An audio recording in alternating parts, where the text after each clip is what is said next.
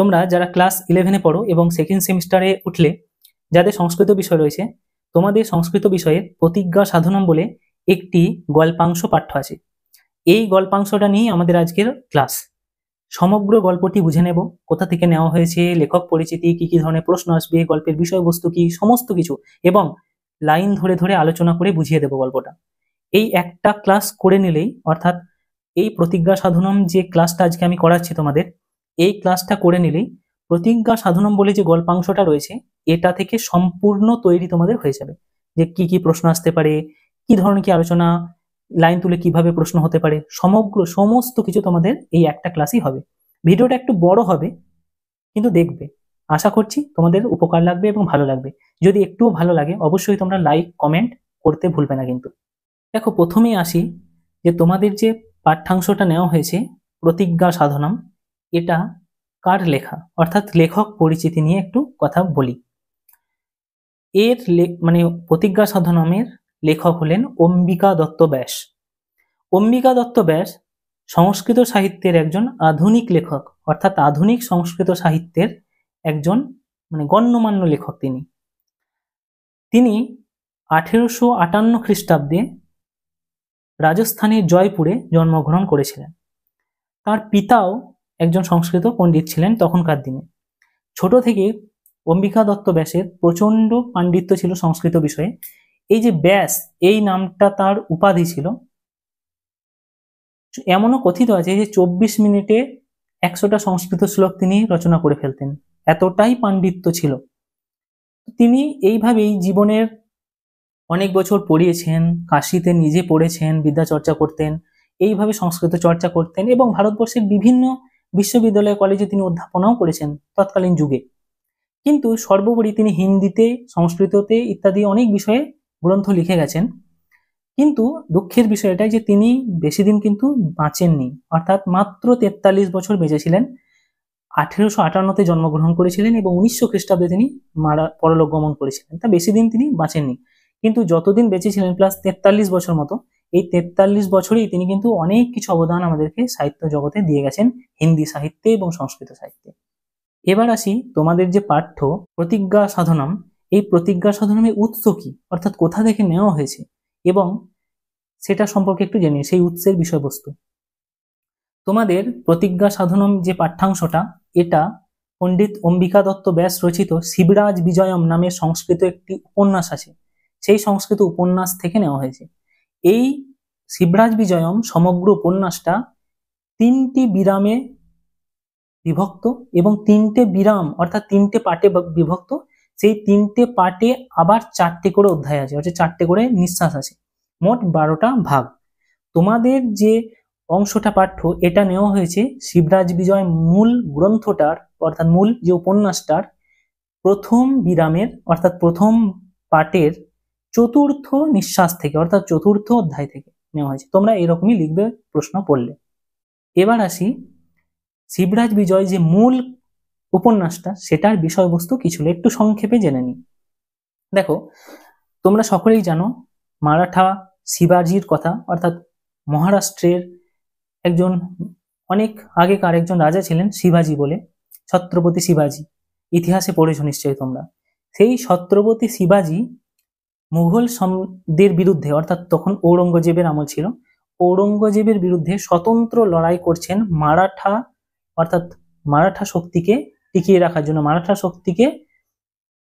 রাখার জন্য তার লড়াই। তো সেই লড়াই সম্পর্কেই সংস্কৃতে পণ্ডিত অম্বিকা দত্ত ব্যাস এই শিবরাজ বিজয়ম রচনা করেছেন। এই মারাঠাদের যে সংগ্রাম, অর্থাৎ শিবাজির যে সংগ্রাম, একা যে লড়েছেন, সেই লড়ার সমগ্র বিবরণটা কিন্তু এই শিবরাজ বিজয়ম যে উপন্যাসটা সংস্কৃতের, সেখানে দেওয়া আছে। এবার আসি তোমাদের পাঠ্য যেটুকু অংশ, অর্থাৎ যেটা প্রতিজ্ঞা সাধনম বলে তোমাদের বইয়ে রয়েছে, এই পাঠ্যটার বিষয়বস্তুটা কিরকম, একটু সংক্ষেপে জেনে নিই। দেখো, এখানে শিবাজি যখন যুদ্ধ করছে, অর্থাৎ মুঘলদের বিরুদ্ধে যুদ্ধ করছে, সেখানে তাকে বিভিন্ন জায়গায় দূত পাঠাতে হতো, অর্থাৎ গোপনে খবর পাঠাতে হতো। সেই রকমই এই টেক্সটটাতে, অর্থাৎ এই তোমাদের যে অংশটা পাঠ্য আছে, এইটুকু অংশে তোমরা দেখতে পাবে যে একটা আষাঢ়ের সন্ধ্যাবেলাকার কাহিনী বর্ণনা করা হচ্ছে। আষাঢ়ের সন্ধ্যাবেলা কতটা ভয়ঙ্কর বৃষ্টি পড়ছে, ঝড় হচ্ছে, বনে ভয়ঙ্কর একটা আবহাওয়া। সেই আবহাওয়াতে শিবাজির একটা অনুচর, অর্থাৎ খুবই বিশ্বস্ত একজন অনুচর, যার নাম বীর সিংহ ছিল, তিনি ঘোড়ায় চেপে যাচ্ছেন এবং যেতে যেতে রাস্তায় কি রকম বিবরণ, তার দৈহিক বিবরণ, এই সমস্ত বিষয়গুলো নিয়ে তোমাদের এই পাঠ্যাংশে রয়েছে। তো তোমাদের পাঠ্যাংশের মূল বিবরণী এটা যে শিবাজির সিংহ দুর্গ থেকে তোরণ দুর্গে একজন অনুচর অর্থাৎ দূত শিবাজির লেখা একটি চিঠি নিয়ে সিংহ দুর্গ থেকে তোরণ দুর্গ যাচ্ছে। সেটা আষাঢ় মাসের একটা বেলাতে যাচ্ছে, সন্ধ্যাবেলা।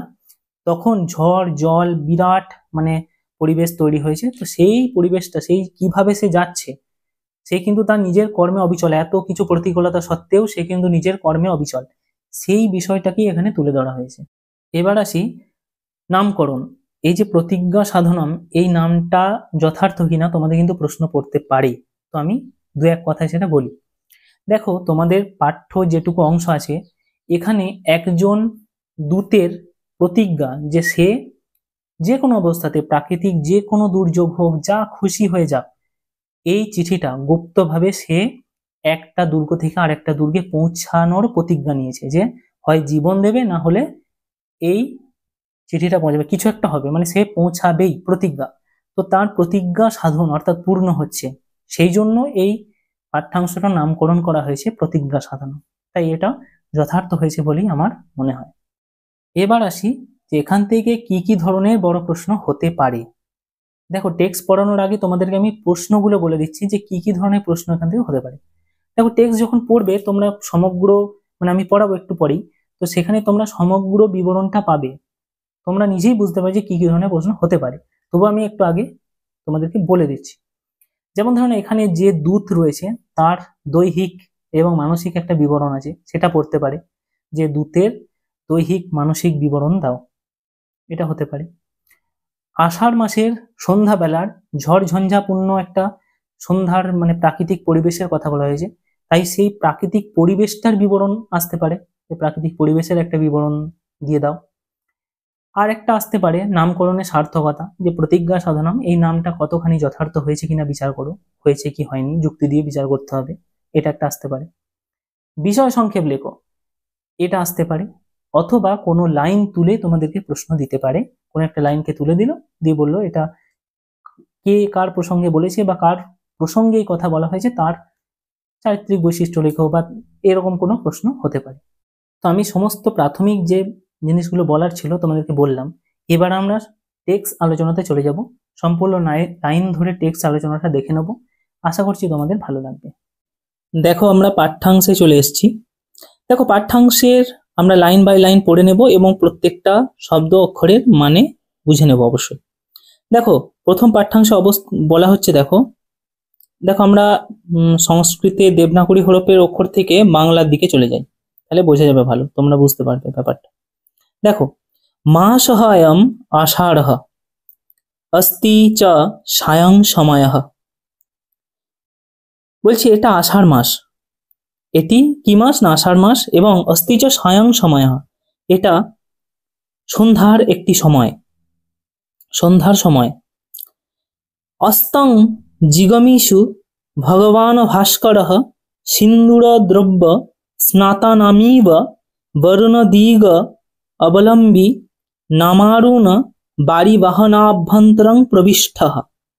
কেটে কেটে দেখে নেবো। দেখো, বলছে এই সময়টা অস্তং অস্ত যাচ্ছে, জিগমিষু যেতে ইচ্ছা করছে, ভগবান ভাস্করঃ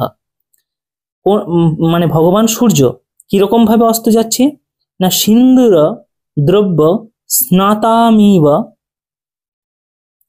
সিন্দুরের দ্রব্যে চান করার মতো স্নান করার মতন, বরুণ দিগ অবলম্বী নামা, পশ্চিম দিকে অবস্থিত অর্থাৎ অরুণ বাড়ি বাহনাম, লাল রঙের মেঘে অভ্যন্তরম প্রবিষ্ট, এর অভ্যন্তরে প্রবেশ করছে। অর্থাৎ কেমন ভাবে সূর্য অস্তাচলে যাচ্ছে না, অস্তাচলে যেতে ইচ্ছুক ভগবান সূর্য সিন্দুরে দ্রব্যে স্নান করে পশ্চিম দিকে অবস্থিত লাল রঙের মেঘের মধ্যে প্রবেশ করছেন। এরপরে দেখো আমরা দেখে নেব, এর পরের লাইন দেখো, বলছে কলবিঙ্কাশ্চ চটকরৈ রুতৈ। কলবিঙ্কা মানে হচ্ছে চড়ুই পাখি। চড়ুই পাখিরা কি করছে না, দেখো কলবিঙ্কাহা অর্থাৎ চড়ুই পাখিরা চাটকরৈ রুতৈ, চাট মানে তাদের বাচ্চাদের নিয়ে কিচিরমিচির শব্দ করছে। কিরকম করছে? কিচিরমিচির শব্দ। এই কিচিরমিচির শব্দ করতে করতে তারা কি করছে না, পরিপূর্ণেষু নিরেষু প্রতিনির্বন্ততে, অর্থাৎ তারা কি করছে না, কিচিরমিচির শব্দ করতে করতে পরিপূর্ণ বাসায় ফিরে যাচ্ছে, অর্থাৎ তাদের নিজেদের বাসায় ফিরে যাচ্ছে। অর্থাৎ এখানে দেখো আষাঢ় মাসে একটা সন্ধ্যার সময়কে তুলে ধরা হচ্ছে।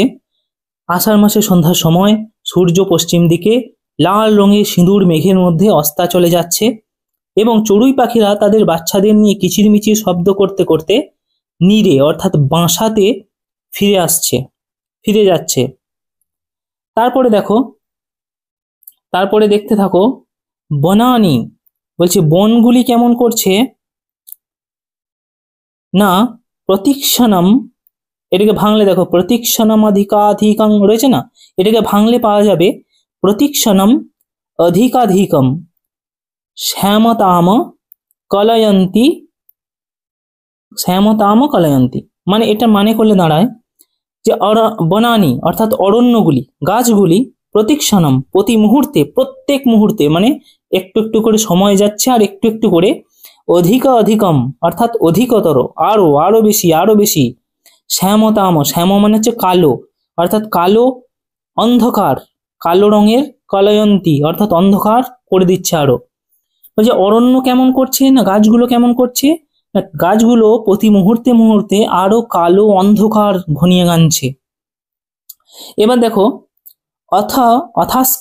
অথাকস্মাৎ রয়েছে, দেখো এটা ভাঙলে পাওয়া যাবে অথ অকস্মাৎ, অর্থাৎ অথ অকস্মাৎ পরিত মেঘমালা পর্বতশ্রেণীব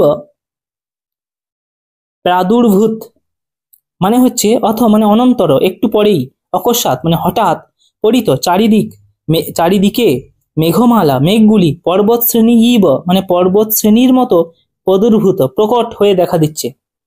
একটু পরেই কেমন হচ্ছে না, আকাশে মেঘগুলো মনে হচ্ছে যেন বিশাল বিশাল পর্বত এরকম ভাবে দেখা দিচ্ছে। বলছে ক্ষণম অর্থাৎ কিছুক্ষণের জন্য, সূক্ষ্ম বিস্তারা অর্থাৎ অল্প প্রসারিত হচ্ছে, সূক্ষ্ম মানে অল্প, বিস্তারা মানে প্রসারিত হচ্ছে অর্থাৎ অল্প বড় হচ্ছে। পরতঃ অর্থাৎ একটু পরেই প্রকটিত শিখর বিড়ম্বনা, একটু পরেই আবার কেমন হয়ে যাচ্ছে না, পর্বত শিখরকে অনুসরণ করতে করতে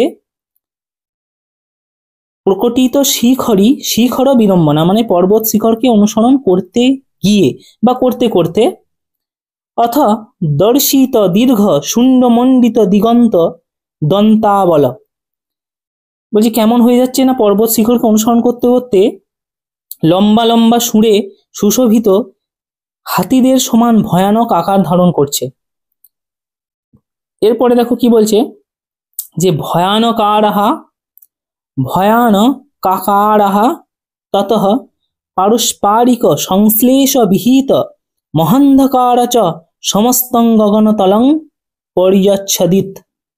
বুঝতে পারছো যে এইভাবে হাতিদের মতো ভয়ঙ্কর আকার ধারণ করে সবে মিলিত হয়ে, ওরে পারস্পরিক সংশ্লেষ মানে সবে মিলিত হয়ে বিহিত হয়ে মানে সবে মিলিত হয়ে তৈরি করছে মহান্ধকার চ সমস্ত গগনতলং পরিযচ্ছিত, অর্থাৎ সমস্ত আকাশকে একদম ভয়ঙ্কর অন্ধকারে ঢেকে দিয়েছে, ভয়ঙ্কর অন্ধকারে একদম ঢেকে ফেলেছে।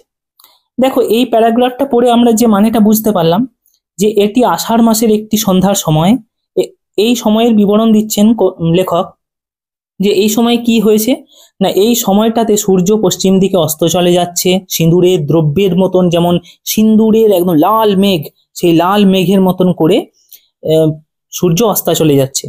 চড়ুই পাখিরা তাদের বাচ্চাদের নিয়ে কিচিরমিচির শব্দ করতে করতে তাদের বাসায় ফিরছে। বনগুলি প্রতি মুহূর্তে মুহূর্তে অধিকতর কালো অন্ধকার করছে। হঠাৎ হঠাৎ চারিদিকে মেঘগুলি পাহাড়ের মতন প্রকট অর্থাৎ ভয়ানক হয়ে দাঁড়াচ্ছে এবং কিছু সময় পর পর প্রসারিত হচ্ছে, আবার পর্বত শৃঙ্খকে অনুসরণ করে হাতিদের মতো ভয়ঙ্কর আকার ধারণ করে একটা মানে পুরো আকাশটাকে একটা ভয়ঙ্কর অন্ধকারে পরিণত করেছে। তো এটা আমরা এই প্যারাগ্রাফ থেকে বুঝতে পারলাম। দেখো আগের প্যারাগ্রাফে আমরা দেখলাম একটা সময়ের বিবরণ দেওয়া হচ্ছে, এই প্যারাগ্রাফে দেখো কি বলছে। দেখো অস্মিন সময়ে, এই সময় বলতে কোন সময় না, আগের প্যারাগ্রাফে দেখো বলা হয়েছে যে কোন সময়ের কথা বলা হচ্ছে, যে আষাঢ় মাসের একটা বিবরণ দেওয়া রয়েছে সেই সময়ে। এই সময়ে অস্মিন সময়ে একঃ ষোড়শ বর্ষঃ দেশীয় গৌড়ঃ युवा গৌড়ঃ युवा হয়েন পর্বত শ্রেণী উপপরিযুপরি গচ্ছতি স্ম। বলছে এই সময়ে, কোন সময় না, ওই যে আগের প্যারাগ্রাফে বলা হলো যে কোন সময়, সেই সময়ে একটি প্রায় 16 বছর বয়স্ক একটি গৌড় মানে গৌড় বর্ণযুক্ত অর্থাৎ ফর্সা, যুবক হ মানে ঘোড়ায় পর্বত শ্রেণী উপপরিযুপরি পর্বত শ্রেণীর উপরে অর্থাৎ সারিতে গচ্ছতি স্ম যাচ্ছিল। এবার এখানে দেখো একজন একটা 16 বছরের একটা ছেলের কথা বলা হচ্ছে, যে ছেলেটা কি না ঘোড়ায় চড়ে, ফর্সা রঙের ছেলে, দেশীয় ছেলে, 16 বছর বয়স, সে ঘোড়ায় চড়ে পর্বত শ্রেণীর উপরে যাচ্ছে বা যাচ্ছিল।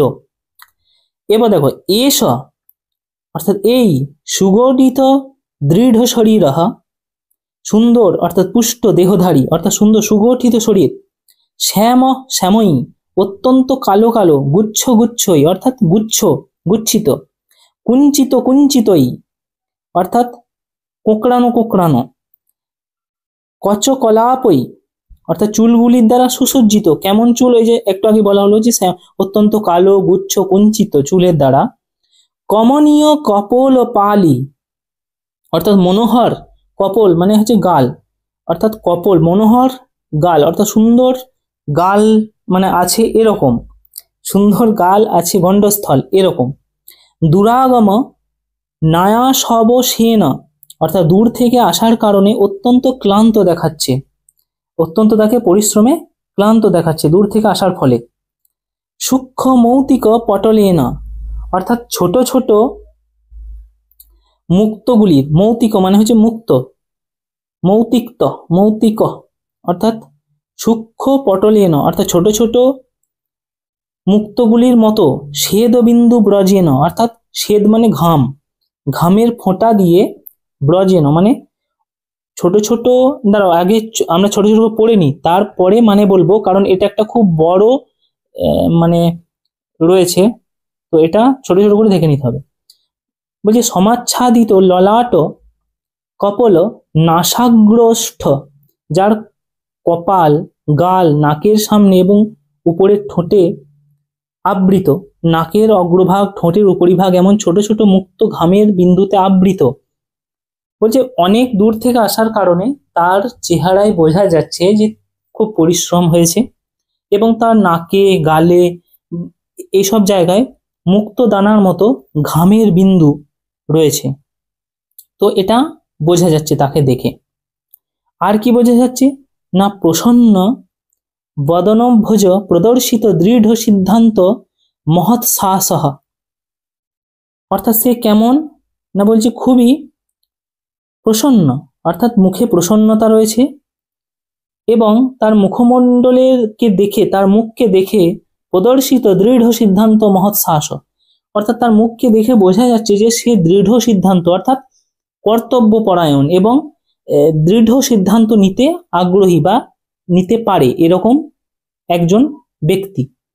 রজত সুত শিল্পকৃত বহুল চাকচক্র বক্র হরিত তস্নীয় শোভিত। বলে কি না, এটা মানে করলে কি দাঁড়ায়, বলছে রজত মানে হচ্ছে রূপো, রজত সুত মানে রূপোর সুতোয় বোনা, অত্যন্ত চকচকে আঁকাবাঁকা সবুজ, হ্যাঁ আঁকাবাঁকা হরিত তস্নী, হরিত মানে সবুজ, আঁকাবাঁকা সবুজ পাগড়িতে সে শোভিত রয়েছে। সে কেমন পাগড়ি পরে রয়েছে না, তার বিবরণটা এরকম দেওয়া হচ্ছে যে এটা রূপোর তারের মধ্যে করা রয়েছে একটা কাজ, সবুজ রঙের পাগড়ি এবং অত্যন্ত চকচকে, খুব সুন্দর দেখতে লাগছে, সবুজ রঙের রয়েছে। এরপরে দেখো কি বলা রয়েছে, হরিতেন এব, সবুজ রঙের চ কুঞ্চকেন, অর্থাৎ সবুজ রঙের কুর্তা অর্থাৎ সবুজ রঙের বর্ম অর্থাৎ পোশাক পরে রয়েছে। সবুজ রঙের পোশাক পরে থাকার মানে তখনকার দিনে কোনো গুপ্তচর বা কোনো মানে কর্তব্যপরায়ণ ব্যক্তির কথা কিন্তু এখানে বলা হচ্ছে, কোনো কর্তব্যপরায়ণ ব্যক্তির কথা কিন্তু এখানে বলা হচ্ছে। সবুজ রঙের তখনকার দিনে এটা একটা বিশ্বাসযোগ্যতার চিহ্ন ছিল। এবার দেখো কি বলছে, যে গূঢ় গূঢ় চরতাকার্য, বলছি গুপ্তচর, গূঢ় কার্য অর্থাৎ গুপ্তচরের কার্য, এই যে একটা গুপ্তচরের হওয়ার জন্য লক্ষণীয়, অর্থাৎ গুপ্তচরের কাজ গ্রহণে সে মানে গ্রহণ করেছে এরকম তাকে দেখে বোঝা যাচ্ছে। কহ অপি শিব বীরস্য, অর্থাৎ কোনো এক শিববীর, শিববীর বলতে এখানে বোঝানো হচ্ছে শিববীর নাম ছিল শিবাজির, মারাঠা সম্রাট শিবাজির নাম ছিল। অর্থাৎ এখানে বলা হচ্ছে যে কোনো এক শিববীরের অর্থাৎ শিবাজির বিশ্বাসপাত্রম, আস্থাভাজন, বিশ্বাসযোগ্য অর্থাৎ লোক, সিংহ দুর্গাত, সিংহ দুর্গ থেকে, তস্যৈব পত্রমাদায় তরুণ দুর্গম প্রয়াতি, অর্থাৎ তার, তস্যৈব মানে তার, শিবাজির, পত্রম আদায় অর্থাৎ চিঠি নিয়ে, তরুণ দুর্গম প্রয়াতি অর্থাৎ তরুণ দুর্গের দিকে যাচ্ছে। এই প্যারাগ্রাফটা যদি আমরা সমস্ত মানেটাকে একসঙ্গে সঠিক বুঝে নিই, তাহলে দেখো এখানে কোনো এক ব্যক্তির কথা, আগের প্যারাগ্রাফে আমরা দেখলাম কোনো একটা সময়ের কথা বলা হচ্ছিল, এখানে সেই সময়টা সেই সময়ই কি দেখা যাচ্ছে না, একটি ছেলে, 16 বছরের ছেলে, তাকে দেখা যাচ্ছে তিনি পর্বত শৃঙ্গের উপর উঠছেন এবং তার দৈহিক এবং পোশাকের বিভিন্ন বিবরণ এখানে দেওয়া হচ্ছে। তো দৈহিক এবং পোশাকের বিবরণ, ক্লান্তি ভাব ইত্যাদি দেখে বোঝা যাচ্ছে যে তিনি দূর থেকে আসছেন এবং তিনি কোনো মহৎ উদ্দেশ্য নিয়ে এসেছেন, কোনো গুপ্তচরই হবেন। তো দিয়ে বোঝা যাচ্ছে কি না, শেষে বলা হচ্ছে যে তিনি শিবাজির অর্থাৎ শিববীরের কোনো একজন বিশ্বস্ত গুপ্তচর, তিনি শিবাজির চিঠি নিয়ে সিংহ দুর্গ থেকে তরুণ দুর্গের দিকে যাচ্ছেন। আগের দুটো প্যারাগ্রাফে আমরা পেলাম, প্রথম প্যারাগ্রাফে পেয়েছিলাম যে একটা সময়ের কথা বলা হচ্ছে, যে সময়টা আষাঢ় মাসের সময়, এবং একটা বিবরণ দেওয়া হয়েছে যে কেমন কেমন অবস্থা। পরে প্যারাগ্রাফ অর্থাৎ সময়ের পরে একজন 16 বছরের যুবক, তার দৈহিক এবং মানসিক এবং শারীরিক বিবরণ এখানে দেওয়া হলো, যে সে কে না, সে একজন শিববীর অর্থাৎ শিবাজির অনুচর, যে শিবাজির পত্র নিয়ে সিংহ দুর্গ থেকে তরুণ দুর্গের দিকে যাচ্ছে। এর পরের প্যারাগ্রাফ দেখো, বলছে তাবদ অকস্মাৎ উত্থিত মহান ঝঞ্ঝাবাতঃ, বলছে তারপর হঠাৎ করে প্রবল অর্থাৎ অকস্মাৎ উত্থিত, উত্থিত হলো মানে তৈরি হলো, মহান ঝঞ্ঝাবাত, বলছে একটা ভয়ঙ্কর ঝড় বৃষ্টি অর্থাৎ ঝোড়ো বাতাস এবং বৃষ্টি শুরু হলো। একঃ সায়ং সময় প্রযুক্ত স্বভাববৃত্ত অন্ধকার, বলছে এটা সন্ধ্যার সময়, তাই অন্ধকার হবে, এটা স্বভাববৃত্ত অর্থাৎ স্বাভাবিক যে অন্ধকার হবে। সচ মেঘমালাভি দ্বিগুণিত, সচ দ্বিগুণিত মেঘমালাভি, এখানে কথাটা বলছে দেখো, যে সায়ং সময় প্রযুক্ত স্বভাব বৃত্তন্ধকার, অর্থাৎ সন্ধ্যার সময় স্বাভাবিক অন্ধকার হওয়া, সচ দ্বিগুণিত মেঘমালাভি, এই অন্ধকারটাকে আরো দ্বিগুণ করে দিচ্ছে মেঘগুলি, অর্থাৎ আকাশে যে কালো মেঘ করে এসেছে এরা অন্ধকারটাকে আরো দ্বিগুণ পরিণত করেছে, অর্থাৎ ভয়ঙ্কর অন্ধকারের রূপ ধারণ করেছে।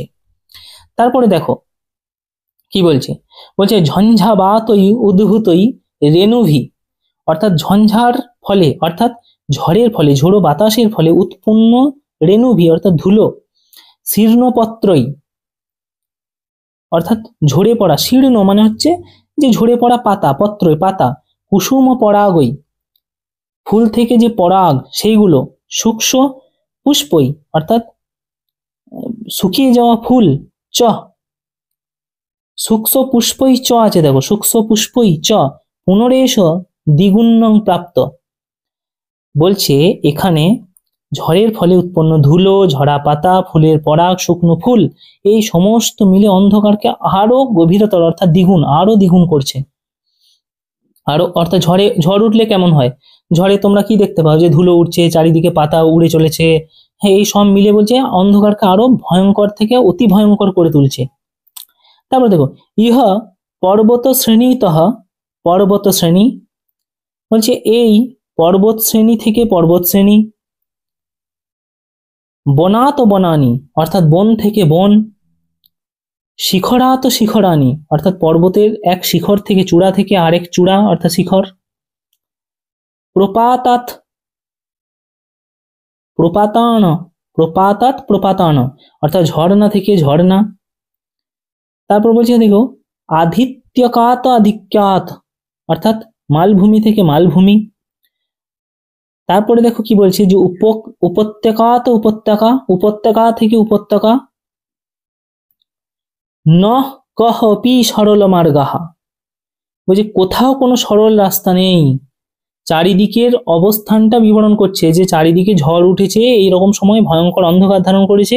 বলছে এমন সময়ে যে কোথাও বন থেকে বন, পর্বত শৃঙ্গ, মালভূমি, উপত্যকা, কোথাও সরল কোনো সোজা রাস্তা, সমতল ভূমি কিন্তু নেই। ন সরলহ মার্গা, ন অনুদ্ভূতনি ভূমি, দেখো এখানে মার্গা। তারপর দেখো নানুদে ভক্তিনি ভূমি অর্থাৎ কোনো সরল ভূমিও নেই। পন্থা অপিচ ন অবলোক্যতে অর্থাৎ পথও ভালো করে দেখা যাচ্ছে না, পথটাও ভালো করে দেখা যাচ্ছে না। ক্ষণে ক্ষণে হয়স্য ক্ষুরা ক্ষুরাশ্চিক্কন পাষাণ খণ্ডেষু প্রস্থলন্তি বলছে ক্ষণে ক্ষণে অর্থাৎ একটু সময় বাদ বাদ, খ মানে হচ্ছে ঘোড়া, হয়স্য একটু আগে বললাম যে হ মানে ঘোড়া, হয়স্য অর্থাৎ ঘোড়ার, ক্ষুর চিক্কনে অর্থাৎ ক্ষুরগুলি, চিক্কন পাষাণ অর্থাৎ চকচকে পাথর খণ্ডেষু খণ্ডে প্রস্থলয়ন্তী পিচ্ছিল হয়ে যাচ্ছে, প্রস্থলয়ন্তী অর্থাৎ স্থান থেকে সরে যাচ্ছে পাথরের চকচকে পাথরের দ্বারা। তারপর দেখো পদে পদে দোধূয়মানঃ বৃক্ষ শাখাঃ সংমুখ মাঘ্লন্তি, প্রতি পদে পদে দোধূয়মানা বৃক্ষ শাখা কাঁপতে থাকা গাছের ডালগুলি, সংমুখ মাঘ্লন্তি অর্থাৎ সামনে আঘাত করছে। ঝড় উঠলে কি হয়, গাছের ঢাল সব তো হেলে হেলে চলে পরপর ঝড়ের ইয়েতে। তারপর দেখো সেটা বলছে মুখে ওই মানুষটা যে যাচ্ছে তার মুখে আঘাত করছে। পরং দৃঢ় সংকল্পয়ং সাধি অর্থাৎ অশ্বারোহী, কিন্তু এই যে অশ্বারোহী এ কিন্তু তার কর্তব্য থেকে দৃঢ় সংকল্প অর্থাৎ সে কখনোই এত কিছু হচ্ছে, ঝড় উঠছে, রাস্তা দেখা যাচ্ছে না, ঘোড়ার খুর বারবার পাথরে পিচ্ছিল হয়ে পড়ে যাচ্ছে, কিচ্ছু রাস্তা দেখা যায়, কিন্তু এই পর্বত এই যে অশ্বারোহী অর্থাৎ সাদি মানে অশ্ব আরোহণ করে, যে ঘোড়ায় চড়ে আসে যে, সে কিন্তু তার দৃঢ় সংকল্প থেকে কখনোই মুখ ফেরাচ্ছে না। ন স কার্যাত বিরামতি অর্থাৎ সে তার কার্য থেকে কখনোই বিরাম নিচ্ছে না।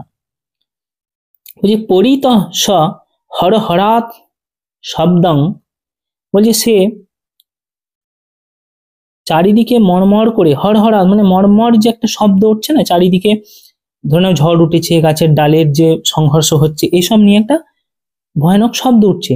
দোধূয়মানানাম পরসহস্র বৃক্ষানাং অর্থাৎ গাছের শব্দে দুলতে হাজারো গাছেরা অর্থাৎ হরহর মানে একটা শব্দ হয়ে চারিদিকে গাছের যে ডালগুলি সেগুলি দুলছে এমন অবস্থা।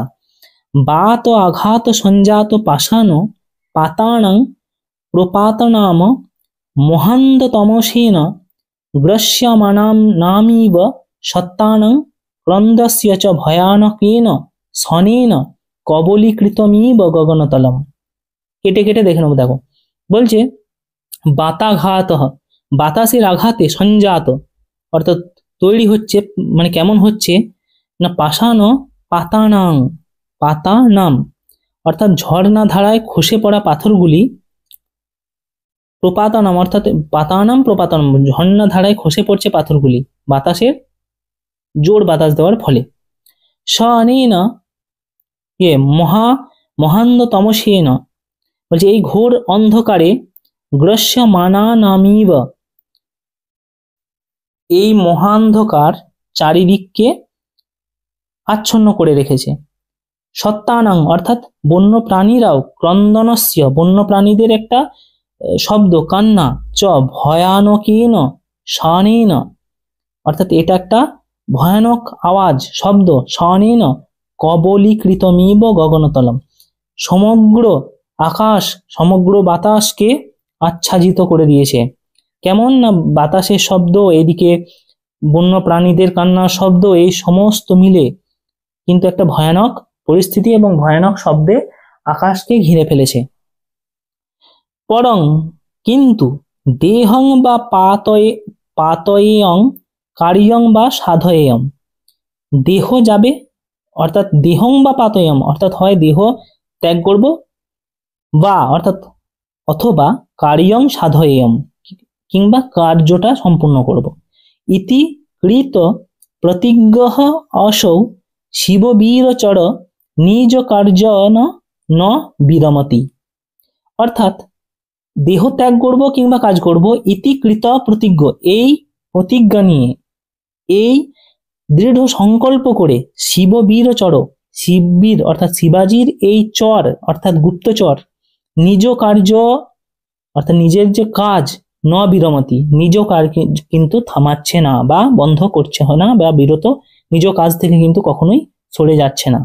মানে এত কিছু হয়ে যাচ্ছে এখানে, মানে এই প্যারাগ্রাফে তোমরা কি দেখলে যে এত কিছু এখানে হচ্ছে, চারিদিকে ঝড় উঠেছে, অন্ধকার বেড়ে গেছে, একদম ভয়ানক আকার ধারণ করেছে, কোনো রাস্তা দেখা যাচ্ছে না, ঘোড়ার খুর বারবার পিচ্ছিল পাথর থেকে সরে যাচ্ছে, মানে বাতাসে ঝোড়ো বাতাসে সমগ্র অরণ্যের গাছের ডালগুলো কাঁপছে, চারিদিকে মরমর করে শব্দ উঠছে, বন্য প্রাণীদের কান্নার শব্দ, যেন একটা ভয়ঙ্কর পরিস্থিতি আকার ধারণ করেছে।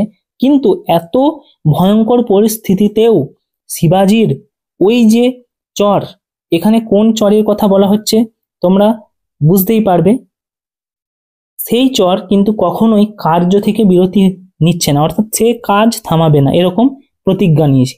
এই প্রতিজ্ঞা নিয়ে সে কিন্তু কাজ করছে অর্থাৎ এগিয়ে চলছে। এই প্রতিজ্ঞার জন্যই কিন্তু এই যে টেক্সটার তোমাদের নাম হয়েছে প্রতিজ্ঞা সাধনা, প্রতিজ্ঞাকে সম্পন্ন কর বই, এরকম সংকল্প। তো এতদূর যদি দেখেছো, তোমাদের যদি একটু উপকার হয়েছে, ভালো লেগেছে, অবশ্যই ভিডিওটাকে লাইক করবে, আর সব থেকে বড় কথা চ্যানেলে এই ধরনের ভিডিও তোমরা পাবে, সেই জন্য চ্যানেলটাকে অবশ্যই সাবস্ক্রাইব করে যাবে। ধন্যবাদ।